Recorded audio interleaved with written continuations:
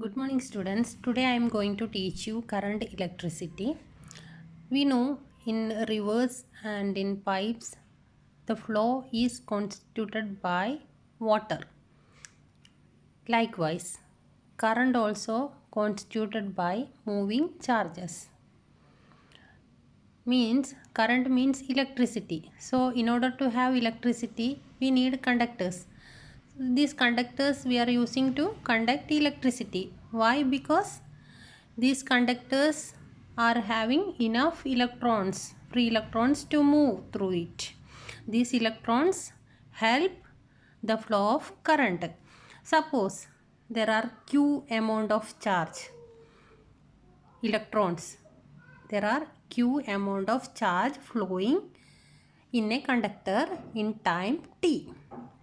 So we can write current is equal to q by t. That is rate of flow of charge. The same we can write as I is equal to delta q by delta t, means small amount of charge passing in small interval of time. The unit of current is ampere. We can write using the letter capital A. Now let us learn about Ohm's law, which is one of the basic law in electricity. Ohm's law, discovered by G.S. Ohm in 1828. In order to understand Ohm's law, first let us consider a conductor through which I current is flowing, and the potential difference between the ends of the conductor is V. And by this Ohm's law, this potential difference is proportional to current I. So we can write V is proportional to I, and when we change the proportionality we can introduce a constant R. So we can write V is equal to R into I, and this constant R is called resistance of the conductor. Resistance means it is obstructing the flow of current. It is resisting the flow of current, and this resistance will be different for different materials. For conductors, means resistance is less. For insulators it is more. That means resistance depends on both material, types of material, and its dimension. Dimension means the size. And the unit of resistance we can write in ohm, and the symbol, this one we can use. And now let us discuss about the dependence of R, on what factors this R depends on. Now let us consider a slab of conductor of length L. Now let us join two such slabs together like this in series, one after another. R is the resistance of each slab. I is the current flowing through this conductor. Means if I current flows through the first one, the same current flows through the second. And L is the length of each conductor, each slab.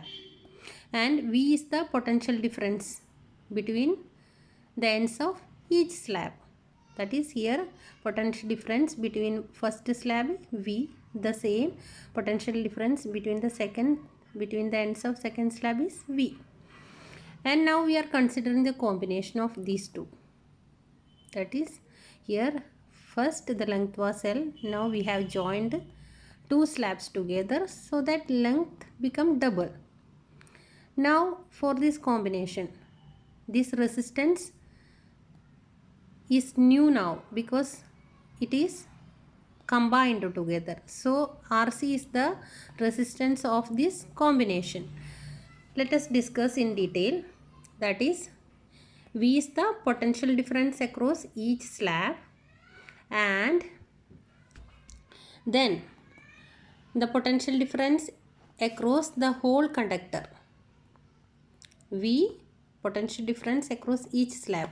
Then for the whole conductor we can write potential difference is equal to 2V, V plus V. And for this combination, resistance RC is equal to, by Ohm's law we know that V is equal to IR. So R is equal to V by I. But in this case, V by I, that is V is double here because two slabs are joined together. So here RC, resistance of this combination, is V is 2V. 2V divided by I. I is same. Current is same in both the conductor because they are joined in series, one after the another. So it is 2V, V divided by I, that is 2V divided by I. That is 2 is there. V by I, we know it is resistance. Okay, V divided by I is resistance.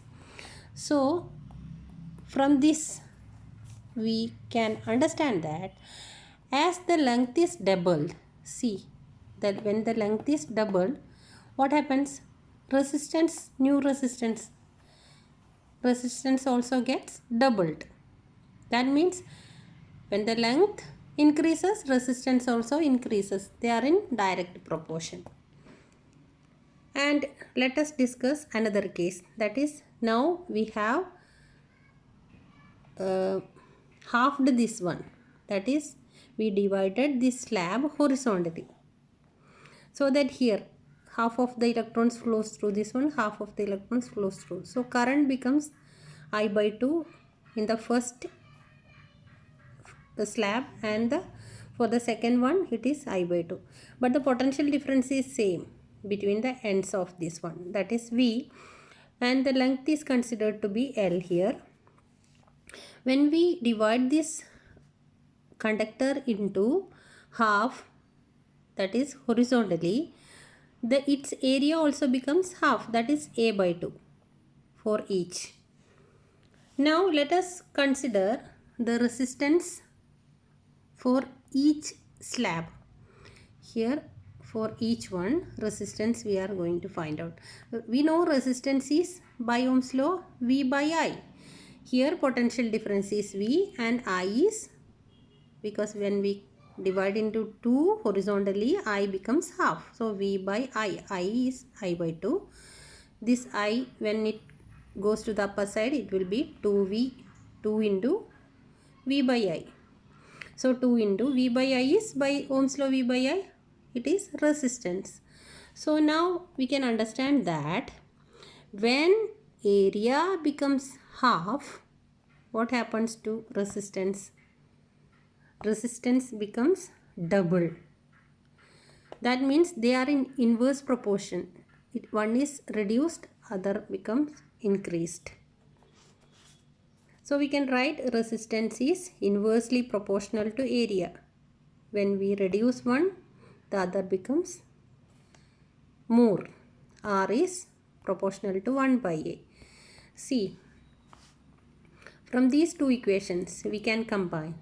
See, resistance proportional to L and inversely proportional to A. That is resistance proportional to L by A. And this proportionality we can change by a constant. Proportionality becomes equal to, we put a constant rho into L by A. That is R is equal to rho L by A. Or rho, if you want to find out rho, you can write RA by L, where rho is called the resistivity of the material. Rho is the resistivity. It will be different for different materials. So resistivity we can write RA divided by L.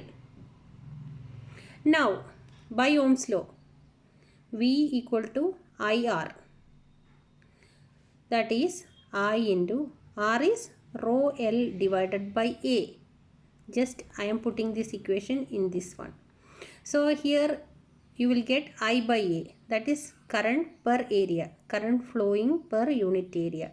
That we call current density, I by A, and we use the letter J in order to notate this one. So J is equal to I by A, current density. Here instead of I by A we put J, that is voltage is equal to, potential difference same, Potential difference equal to J into rho into L. I by A is J rho into L. The same equation we can write in terms of electric field also. That is, if we consider E is the electric field across the conductor, then we know that electric field is potential by length. Or we can write potential is equal to E into L. In this equation, we already know that, see,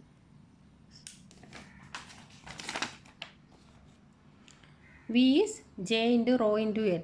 Just we are putting in this equation, instead of V, we are putting potential difference J into rho into L. J rho L is equal to E into L. L and L get cancelled. We'll get J rho is equal to E, or J divided by E is equal to rho. It will go to the other side, 1 by rho. And this 1 by rho is called conductivity, that we can use, denote by this letter sigma. 1 by rho is sigma. So J by E we can write is equal to sigma. It is called conductivity. That is 1 by resistivity is conductivity. Or we can write sigma is equal to J by E, or J is equal to sigma into E. J is equal to sigma E. These are the equations that we can derive using Ohm's law. We will see in the next session.